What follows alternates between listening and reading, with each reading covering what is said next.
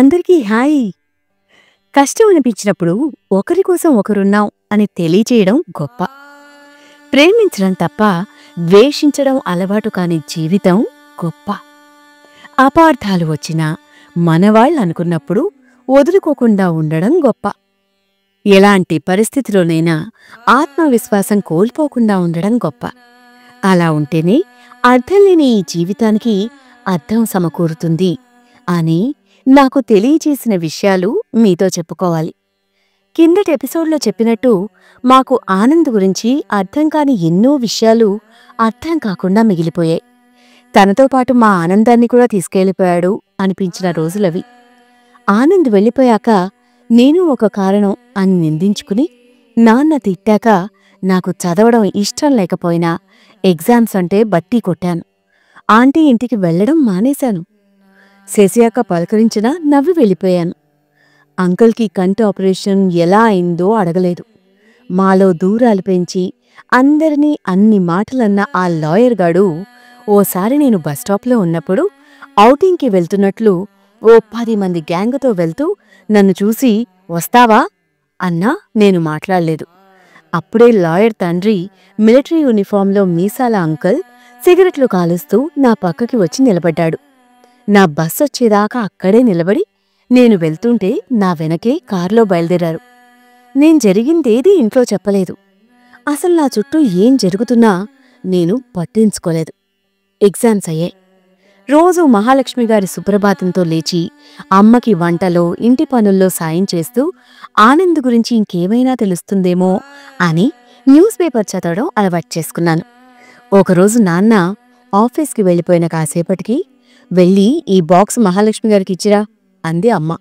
నువ్వే ఇవ్వమ్మా అని నేను రూమ్ లోపలికి వెళ్ళిపోతుంటే నువ్వే వెళ్ళు, బట్టి కొట్టి ఎగ్జామ్స్ రాయడం అయింది కదా, ఇంకెందుకలా రూంలో కూర్చోవడం, ఆవిడ పాపం రోజూ నీ గురించి అడుగుతున్నారు, ఎగ్జామ్స్ అని మాట దాటేస్తున్నాను, నువ్వు చేసేది నాకు నచ్చట్లేదు, నీలా నువ్వుండాలి కాని ఎవరో ఏదో అన్నారని ఎవరో వెళ్ళిపోయారని నిన్ను నువ్వే నిందించుకుంటూ కూర్చుంటే ఎలా, చూడలేకపోతున్నాను అని అరిచింది. అరిచినా అమ్మకి నా బాధ అర్థమైందని ఆగిపోయాను. నాతో కూడా మాట్లాడకపోతే నేను మాత్రం ఎవరిని విమర్శించుకోను, ఎవరితో గొడవపడ్ను, ఎవరిని తిట్టను, నువ్విలా ఉంటే నా బావుంటుందా అని అడిగింది. ఏం మాట్లాడినమ్మా, నాకు యానిమేషన్ అంటే ఇష్టమని ఎవరితో చెప్పినా వినరు. మీరు సిఎస్సిలో జాయిన్ చేశారు కాబట్టి నేను చదవాలి. ఇష్టం ఉన్నా లేకపోయినా శశిని పట్టుకునో బట్టి కొట్టో మంచి మార్కులు తెచ్చుకోవాలి, మంచి ఉద్యోగం తెచ్చుకోవాలి. నా ఇష్టాలను ఆనంద్ ఆంటీ లాంటి వాళ్ళు ప్రోత్సహిస్తున్నా వాళ్లతో మాట్లాడకుండా ఉండాలి. అదే చేస్తున్నాను. నాకసలు పుస్తకాలు పట్టుకుంటే ఇష్టం లేకుండా బలవంతంగా ఏదో ఊపిరి తీసే మందు వేసుకున్నట్టుగా ఉంటుంది. చెప్పలేను, చదవలేను. అమ్మా, నువ్వెన్నన్నా నాకెప్పుడూ బాధ కలగలేదు. నువ్వు కాకపోతే నాన్న వింటారు అనుకునేదాన్ని. కాని నీతో నాన్నే చెప్పించాను అన్నారు కాబట్టి నీకు చెప్తే నాన్నని కాదని ఏం చేయగలవు అనిపించింది అని అమ్మతో అంటూ ఏడ్చేశాను. అమ్మ నా దగ్గరికి వచ్చి నాకే వినిపించేలా, ఇంతేనా నువ్వు నన్ను అర్థం చేసుకుంది? నాన్న ఆ రోజు నన్ను కూడా ఎన్నో మాటలన్నారు. నేను మాట్లాడడం ఆపేశానా? పాపం బాబాయ్ గారికి కంటి ఆపరేషన్ జరిగింది, పిన్ని గారికేమో వంట రాదు. నాన్నకి తెలుస్తుందని వదిలేశానా? కమ్యూనిటీ వాళ్ల గురించి నువ్వు నాకు చెప్తుంటే నేర్పిస్తున్నావు అనుకునేదాన్ని. ముందు నీమీద నువ్వు నమ్మకం కోల్పోకు. చిన్న చిన్న విషయాలను ఎదుర్కోలేని దానివి జీవితాన్నెలా ఫేస్ చేస్తావు? మేం వినకపోతే ప్రయత్నించవా? ఎందుకు ఇష్టమో అర్థమయ్యేలా చెప్పలేవా? నువ్విలా బాధపడుతుంటే మాకు మాత్రం సంతోషమా? నాన్నకి ఆఫీస్ ఇష్యూస్ అని ఊరుకున్నాను కాని నీ ఎగ్జామ్స్ అయ్యాక ఆ యానిమేషన్ కోర్సు గురించి నీతో కలిసి నేను నాన్నని అడుగుదాం అనుకున్నాను. ఈ రాత్రికే అడుగుతాను. అయినా ఈ కమ్యూనిటీ వాళ్లతో మాట్లాడుతూ నీ మొహమాటం పోయింది అనుకున్నాను. ఇంట్లోనే మాతోనే నోరు విప్పి మాట్లాడడానికి ఆలోచిస్తున్నావా? ఒకరి కోసం వ్యక్తిత్వాన్ని మార్చుకుంటావా? నా వాళ్ళు అనుకున్నాక ఎవరో ఏదో అన్నారని వదులుకుంటామా అని అడిగింది. అమ్మలా గుండెల్లో భారం తగ్గిపోయేలా మాట్లాడుతుంటే హాయిగా అనిపించి నాతో ఇలా మాట్లాడడానికి నీకు ఇన్ని రోజులు పట్టిందా అని అడిగాను. అడగందే అమ్మైనా అన్నం పెట్టదు అని పెద్దవాళ్ళన్నా నేనే నిన్ను పిలిచి మాట్లాడుతుంటే ఇన్ని రోజులు పట్టింది అంటావా? ఎంత లోకువే నీకు నేను అని మళ్ళీ అరిచింది. మీ అమ్మాయిని నా బదులు కూడా ఇంకో 2 మాటలనండి. రవిలాగా నన్ను అవాయిడ్ చేస్తోంది. రవి కూడా తాను అరిచినందుకే ఆనంద్ వెళ్ళిపోయాడని మళ్ళీ కుండీలు పగలగొడుతున్నాడు. నా మీద చిరాకు చూపిస్తున్నాడు అని కంప్లైంట్స్ ఇస్తూ వచ్చింది శశి. ఎంతకాలం ఇలా మాటలు పొదుపు చేసుకుంటూ దూరాలు పెంచుకుంటాను శశి. నువ్వేంటి ఈరోజు ఆఫీస్కెళ్ళలేదా అని అడిగింది అమ్మ. నాన్న పొద్దునే ఫోన్ చేశారండి. రవిని తీసుకుని లంచ్కి రమ్మని మా ఇద్దరిని పిలిచారు. సెలవు పెట్టాను. 2 ఏళ్లవుతోంది మా పెళ్ళై.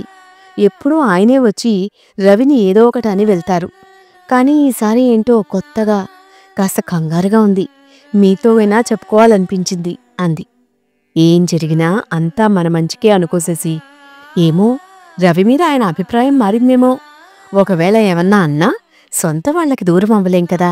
ధైర్యంగా ఉండు అని చెప్పింది అమ్మ. థ్యాంక్స్, సాయంత్రం కలుస్తాను అని వెళ్ళిపోయింది శశి.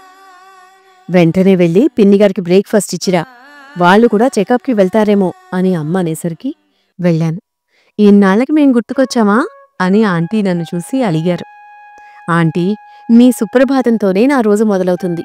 మంచి విషయం అందరితో పంచుకోవాలి గాని ఒకరి గురించి తెలియకుండా తెలిసినట్టు చెప్పడం తప్పు కదా.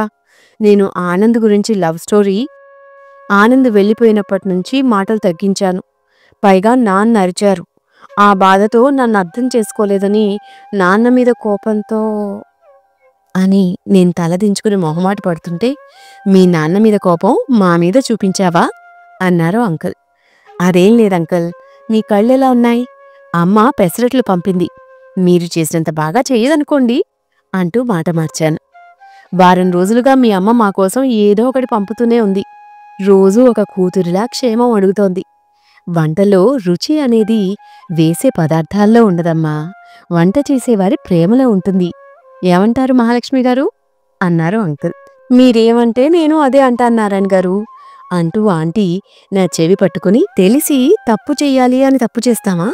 మాతో మాట్లాడకుండా మాక్కూడా శిక్ష వేస్తున్నావని తెలుసుకోకుండా ఇంకా పెద్ద తప్పు చేశావు తెలుసా? నిన్నే రవి మీద ఇదే విషయం గురించి కోపడ్డాను. ఇప్పుడు నీ వంతు అని అంటుండగా రవి వచ్చి, అమ్మా, శశి వాళ్ళ నాన్నగారు ఫోన్ చేసి మమ్మల్ని రమ్మన్నారు. నేను మీతో రాలేను అని చెప్పాడు. అవునా, ఎంత మంచి విషయం, వెళ్ళిరండి అన్నారు అంకల్. మీ మామగారు ఏమన్నా కోపం వద్దు రవి, మొహానికి నవ్వు పూసుకుని వెళ్ళు అన్నారు ఆంటీ. అలాగే అని రవి వెళ్ళిపోయాడు. సాయంత్రం 6ంటికి అమ్మ వాళ్ల కోసం చూస్తూ, డాక్టర్ ఏమన్నారు, టీ తాగేసి వెళ్ళండి అని పిలిచింది. మాక్కూడా టీ కావాలక్కా, ఆ రోజు నీ టీ మిస్ అయ్యాం అంటూ రవి శశి కూడా వచ్చారు. అలాగే రాబోయ్, వాహ్ తాజ్ అందుగాని ఎప్పుడొచ్చారు అని వాళ్ళని పిలిచింది అమ్మ.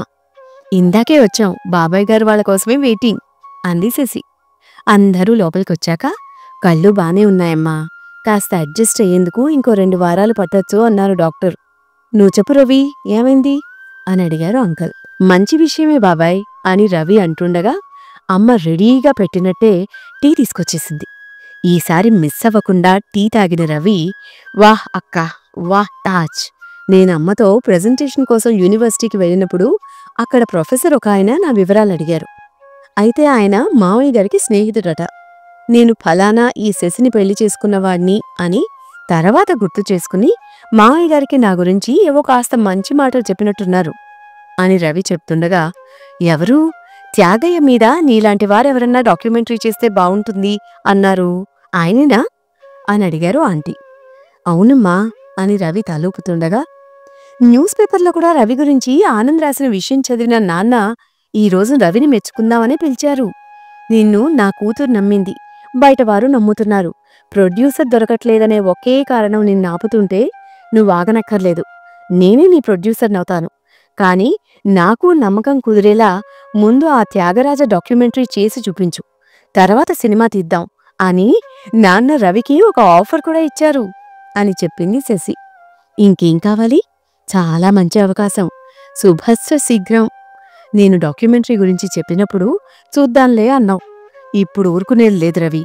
నా రీసెర్చ్తో ఆగిపోకుండా నీ డాక్యుమెంటరీతో త్యాగరాజ కీర్తనలు కలకాలం మిగిలిపోవాలి. నీకు నేను త్యాగయ్య కృతులు పాడిపెడతాను అని ఎంతో ఆనందపడ్డారు ఆంటీ. నాకు తెలుసమ్మా, మీరే ఎక్కువగా సంతోషిస్తారని. నాక్కూడా తెలియని బయటవారిని ఒప్పించే బదులు తెలిసిన వారితోనే నా ప్రయాణం మొదలు పెట్టాలని అనిపించింది. ఏమన్నా తేడా జరిగినా సెసుందిగా చూసుకోవడానికి అని నవ్వుతూ, ఈ సమయంలో ఆనంద్ పక్కనుంటే అని చెప్తూ ఆపేశాడు రవి. నీకు తోడుగా ఉండి నీ ఆలోచనకి తన చిత్రీకరణ జోడించేవాడు కదా రవి అని పూర్తి చేశారు అంకుల్. అప్పుడప్పుడే అందరి మొహాల మీద పూస్తున్న నవ్వులు విచ్చుకోకుండా ఆగిపోయాయి. నేనరిచానని ఆనంద్ అని ఆలోచించని క్షణం లేదమ్మా. మీరు చెప్పినా మనసు కుదుటపడట్లేదు. నేను సినిమా తీస్తే నీ కెమెరాతోనే తీస్తాను అని చెప్పేవాణ్ణి. వాడు ఏ ఫోటోలు తీసినా చూపించేవాడు. నేను రివ్యూ ఇచ్చేవాణ్ణి. నా తమ్ముడిలా నా వెంట తిరిగేవాడు. ఇప్పుడు రవి పూర్తి చేయలేకపోయాడు. నేను చీకటిలో కంటి చూపుతో ఇబ్బంది పడుతున్నప్పుడు నాకు దారి చూపించాడు. ఇప్పుడు కంటి ఆపరేషన్ అయ్యే సమయానికి ఆనంద్ లేడని నాకు దిగులే అని సరదాగా వినిపించే బాబాయ్ గారి గొంతులో బాధ కనిపించింది. రవిని నేను కొడుకు అనుకున్నట్టు ఆనందని మీరు మానసికంగా దత్తత తీసుకున్నారు కదా అన్నారు ఆంటీ. ఆవులింతకు అన్నలున్నారు గాని తుమ్ముకు తమ్ముళ్ళేడు అన్నట్టు మనం ఆనందంగా ఉన్నప్పుడే కలిసుంటే ఎలా? ఆనందం పోగొట్టేవాళ్లున్నా ఆనంద్ లేకపోయినా కలిసే ఉండాలి. ఆనంద్ని కనిపెట్టాలి. అందరం కలిసి ఇంతకుముందు ఇదే కమ్యూనిటీలో ఎన్ని పనులు చేయలేదు? ఇలా బాధపడుతూ మనం ఇలా సైలెంట్ అయిపోయాం కాబట్టే కొత్త వాళ్ళొచ్చి మనలో మనకి ఇన్ని అపార్థాలు, అనుకోని దూరాలు అని అమ్మ ఆవేశంగా అంటుండగా, కరెక్ట్గా చెప్పారండి. మనలో లోపాలే మనల్ని ఆపుతుంటే మరొకరు ఎందుకు అవకాశం తీసుకోరు? One's loss is one's gain అంటే ఇదేనేమో అంటూ పావని గారొచ్చారు. ఆవిడ్ని చూసి ఎందుకో ఆగిపోయిన నవ్వులు మళ్లీ పూసాయి. అందరూ ఇక్కడే ఉన్నారా అని ఆవిడ లోపలికొచ్చారు. ఆవిడ వెనుక మేమెప్పుడూ చూడని ఆవిడ భర్త డాక్టర్ గారు కూడా వచ్చారు. ఆయన వెనుక శివగారు, సత్యగారు కూడా వచ్చారు. ఆనంద్ కొన్న క్రికెట్ బ్యాట్తో ప్రణయ్ గాడు వచ్చి అంతమంది ఉండేసరికి నాలా బుద్ధిమంతుళ్లా నా పక్కన కూర్చున్నాడు. డాక్టర్ గారు మీరా? ఎన్నాళ్ళకు కనిపించారు అన్నారు ఆంటీ. ఆయన ఆంటీకి నమస్కారం చేసి అంకుల్ దగ్గరకొచ్చి, సారీ అండి, మీ కంటి ఆపరేషన్ అయిన తర్వాత తెలిసింది, లేకపోతే తెలిసిన వాళ్ళని రికమెండ్ చేసేవాణ్ణి అన్నారు. పర్లేదు, ఆనంద్కి తెలిసిన డాక్టర్ అని చెప్పి ఒక కన్ను ఆపరేషన్ చేయించుకున్నాను. ఆ కన్ను బాగుపడి రెండో కన్ను ఆపరేషన్ సమయానికి ఆనంద్కి బదులు రవి తీసుకెళ్లాడు అన్నారు.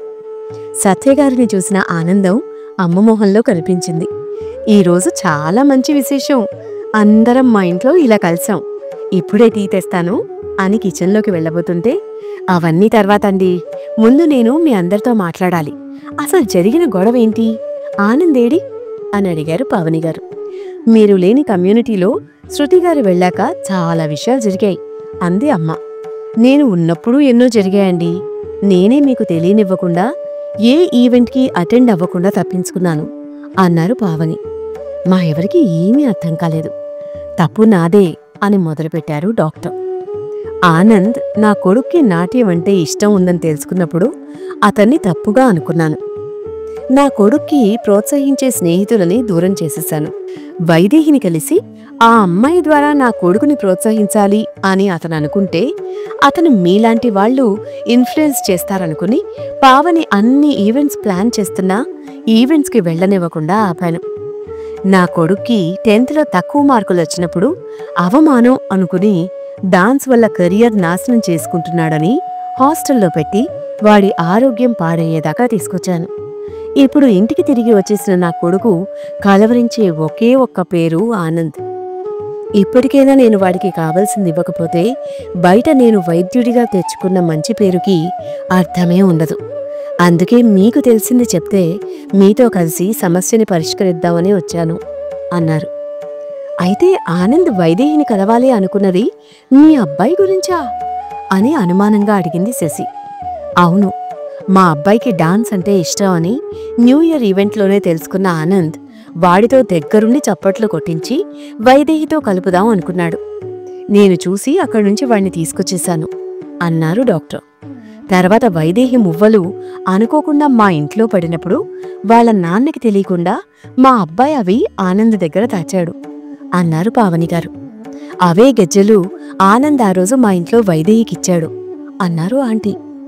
అప్పటికప్పుడు వీళ్ళని మా ఊరికి తీసుకెళ్లిపోయాను. అలా శివరాత్రికి కూడా పావని ప్లాన్ చేసినా రాలేకపోయింది అని చెప్పారు డాక్టర్. ఆ శివరాత్రికే ఇక్కడున్న వాళ్ళు మాకెంతో మేల్చేశారు అని గుర్తు చేసుకున్నారు శివ.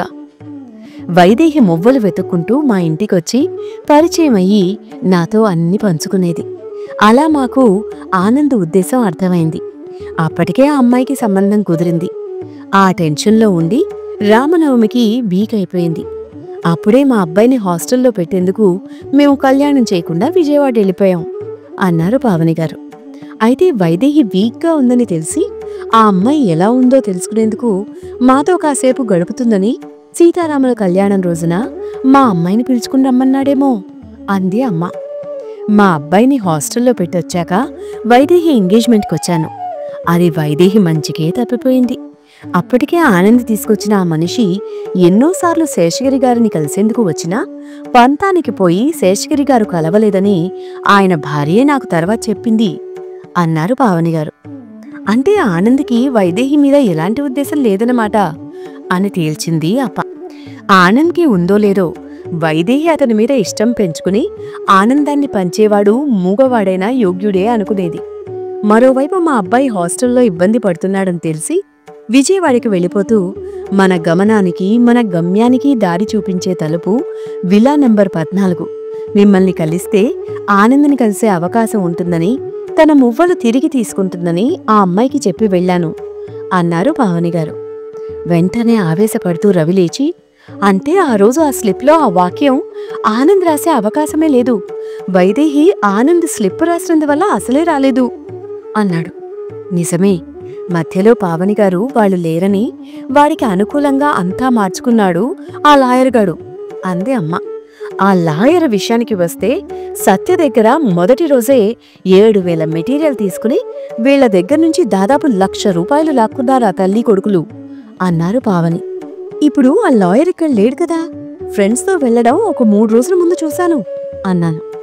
ఇప్పుడు వాణ్ణి పట్టుకోవడం ఎలా అని అందరూ ఆలోచనలో పడ్డారు. పోయి ఆ ఫ్రాడ్కి డబ్బు ఇవ్వడం ఏంటి శివా అని అరిచాడు రవి. డబ్బు నా చేతిలో నిలవదు రవి, మీలాంటి వారిని దూరంగా పెట్టాం కదా, ఇలా మాకు జరగాల్సిందే అన్నారు శివ. ఈసారి శివతో పాటు నేను కూడా తప్పు చేశాను రవి అని గొంతు వినిపించింది. నాన్న లోపలికొచ్చారు. మీరు కూడా డబ్బిచ్చారా? ఎందుకైనా మంచిది, మీరు శివగారు మా కజిన్ని కలిసి రండి, ఇక్కడే ఎస్పీగా పనిచేస్తున్నాడు అని నాన్నతో అన్నారు పావని గారు. రవి డాక్టర్ గారు కూడా వెళ్లారు. ఒకరి కోసం ఒకరు ఉన్నామని మనలో మనకే నమ్మకం లేకపోతే ఎలా? మేలు కోరేవారెవరో ముంచేవారెవరో తెలుసుకోలేని విచక్షణ మనకి లేకపోతే కనీసం నలుగురిలో ఉంటే తెలుస్తుంది. నిందలు వేస్తూ మనుషుల్ని దూరం చేసుకుంటే ఎలా అని అందర్నీ ఉద్దేశించి అన్నారు అంకుల్. ఒకరి సాయం తీసుకున్నా, సాయం అడిగినా మనలోని లోపాలు బయటపడతాయని గుట్టు చప్పుడు కాని బ్రతుకులు అలవాటు చేసుకుని బావిలో కప్పల్లా బతికేస్తున్నాం బాబాయ్ గారు. ఇప్పుడు కూడా సమస్య మా ఇంటి వరకు వచ్చి మా అబ్బాయి ఆనందని అడుగుతున్నాడనే కదా సమస్యని పరిష్కరించే పేరుతో ఇలా వచ్చాం అని ఎవ్వరూ చెప్పని నిజాన్ని ఒప్పుకున్నారు పావని గారు. అప్పటి వరకు సైలెంట్గా ఉన్న సత్యగారు అమ్మ చేయి పట్టుకుని ఆంటీ దగ్గరికి తీసుకెళ్లి, మీరు నా కోసం రోజంతా పక్కనుండి నా మేలు కోరేవారని తెలియజేసినా మిమ్మల్ని కాదని బిజినెస్ మైండ్తో లాయర్ తల్లిని నా బిజినెస్ పెంచే వారధి అనుకుని ఆవిడతో స్నేహం మొదలుపెట్టాను. మీతో నోరు తీరు జారాను. ఇప్పుడు కూడా లాయర్ వల్ల సమస్య వస్తే మీ దగ్గరికే వెళ్ళమని మనసు చెప్పినా మొహం చెల్లక సిగ్గేసింది. పావని గారితో బిజినెస్ పరిచయమే ఆవిడ దగ్గరికి తీసుకెళ్ళింది. నన్ను తప్పుగా అనుకోరుగా అన్నారు. అమ్మ ఏడుస్తోంది అని ప్రణయ్గాడు నా చెవిలో అన్నాడు. మన మధ్య ఇంకా ఎక్కడో ఒకరి మీద ఒకరికి ప్రేమ ఉండడం వల్లే అది మనల్ని ఇలా కలిపింది. సంతోషించే సమయంలో తప్పులు పెద్దవిగా కనపడవు సత్య అన్నారు ఆంటీ. నాన్న డబ్బు ఇచ్చిన విషయం అమ్మకి తెలీదు. అమ్మకి కంగారు మొదలైంది. పావని గారు అమ్మ దగ్గరకొచ్చి, ఏమీ అవ్వదు, కంగారు పడకండి, అవసరం అనేదే ఒక్కోసారి మనలో బలహీనతని బయటికి తెస్తుంది అని అమ్మకి సత్యగారికి చెప్పింది. మీ అబ్బాయి కూడా జాగ్రత్త, ఇంట్లోనే పిల్లల్ని ఎదగనివ్వకుండా వారి నోళ్లు నొక్కేస్తూ తల్లిదండ్రులుగా ఓడిపోతున్నామని నాకు అనిపిస్తోంది అని పావని గారితో అమ్మ అంటూ నన్ను చూసింది. సమస్య లేని కుటుంబం, లోపం లేని కోపం రాని మనిషి ఉండనట్టే ప్రతి ఒక్కరిలో ప్రేమ కూడా ఉంటుంది. దాన్ని పంచుకోగలిగితే సమస్యలు భారం అవ్వవు, లోపాలు కనిపించవు, కోపాలు దూరాలు పెంచవు. రవికి అవకాశం వచ్చినట్టు, మనం కలిసినట్టు ఆనంద్ కూడా తిరిగి రావాలి అన్నారు ఆంటీ. అలాగే వైదేహికి మనం చేయగలిగింది చెయ్యాలి. గొడవ జరిగిన తర్వాత తను కూడా నేనొచ్చేదాకా ఎవ్వరితో మాట్లాడుకోలేక ఒంటరిదయ్యింది అన్నారు పావనిగారు. సాయం చేసిన వాడిపై నిజమైన కృతజ్ఞత ఉంటే సాయం పొందిన వారు ప్రతి సాయం చేసి పెట్టే రోజు తప్పకుండా వస్తుంది అన్నారు అంకుల్. ప్రణయ్ గారు నాతో కాసేపు క్రికెట్ ఆడదాం అన్నాడు. ఆంటీ అంకుల్ వెళ్ళిపోయారు. అమ్మతో శశి అక్క, సత్యగారు, పావనిగారు వంట చేసి ఎవరికి కావలసిన వాళ్ళు తీసుకెళ్లారు. అమ్మ కొంచెం పక్కింట్లో ఇచ్చి వచ్చింది. అందరూ వెళ్ళిపోయాక నేను, అమ్మ, నాన్న కోసం ఎదురుచూశాం. 9 దాటాక పోలీస్ కంప్లైంట్ ఇచ్చి వచ్చిన నాన్న మౌనంగా కూర్చున్నారు. ఏమైనా చెప్పాలా అని అడిగింది అమ్మ. ఎప్పుడూ ఏదో అంటూ ఉంటావుగా, ఇప్పుడు కూడా ఏదో ఒకటి అంటావని చూస్తున్నాను అన్నారు నాన్న. ఏమంటాను? కూతురి బాధ అర్థం చేసుకోలేకపోయాను, భర్త ఆవేదన పంచుకోలేకపోయాను, నాది తప్పే అంది అమ్మ. లేదు, మీకు చెప్పకుండా ఎవరో చెప్పిన విషయం పట్టుకుని ఎవడ్నో నమ్మి డబ్బిచ్చాను, ఇంట్లో మీ మీద అరిచాను, నాదే తప్పు అన్నారు నాన్న. ఎప్పుడూ విమర్శించే అమ్మని, సైలెంట్గా తప్పించుకునే నాన్నని అలా మాట్లాడుకోవడం చూసి నాకు కొత్తగా అనిపించింది. నాన్న పిలిచి, నీ మీద నాకు కోపం లేదు. ఆఫీస్లో ఫ్రాడ్ జరిగి మా ప్రోడక్ట్ గురించి కన్స్యూమర్ ఫోరంలో కంప్లైంట్ ఫైల్ అయ్యి లీగల్ కేసు అయ్యి అది నా మెడకి చిక్కుకుంది. ఉన్నట్టుండి ఉద్యోగం పోతే విల్లాకి ఈఎంఐ కట్టలేక, నీ చదువుకి ఫీజు కట్టలేక మీ ముందు చేతకాని వాడిలా ఉండకూడదన్న ఆలోచన కంగారు పెట్టింది. నాలాగా నువ్వు ఉద్యోగం చేసే చోట ఇబ్బంది పడకుండా మంచి కంపెనీలో జాబ్ తెచ్చుకోవాలని అని ఆ రోజలా అరిచాను. నువ్వు ఇంట్లో మాట్లాడని రోజులు, అమ్మ నన్ను విమర్శించని రోజులు నేను గమనిస్తూనే ఉన్నాను. యానిమేషన్ కోర్సుకి పెరిగే డిమాండ్ గురించి తెలుసుకున్నాను. కోర్సుకి పంపాలని నిర్ణయించుకున్నాను అన్నారు. నీకు సమస్యగా ఉన్నప్పుడు కోర్సు ఎందుకులేనన్నా, వద్దు అన్నాను. ఇది మరీ బావుంది. అంత ఉరుము ఉరిమి ఇంతేనా కురిసింది అన్నట్టు ఆ కోర్సు కోసమే కదా మాటలు పొదుపు చేశావు, ఇప్పుడు వద్దంటే ఎలా?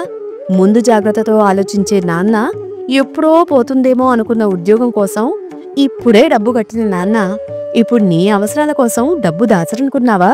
కోర్సు చెయ్యి అని అరిచింది అమ్మ. అవును, చెయ్యి. ఏమో, ఈ లోపల మెడకు చుట్టుకున్న ఆఫీస్ సమస్య దానంతట అదే తప్పిపోవచ్చు. నా నిజాయితీని దృష్టిలో పెట్టుకుని నా ఉద్యోగం ఉంచాలనుకోవచ్చు. పోయిందనుకున్న డబ్బు పోలీసు వల్ల తిరిగి రావచ్చు. కానీ చదువుని అశ్రద్ధ చేయకు.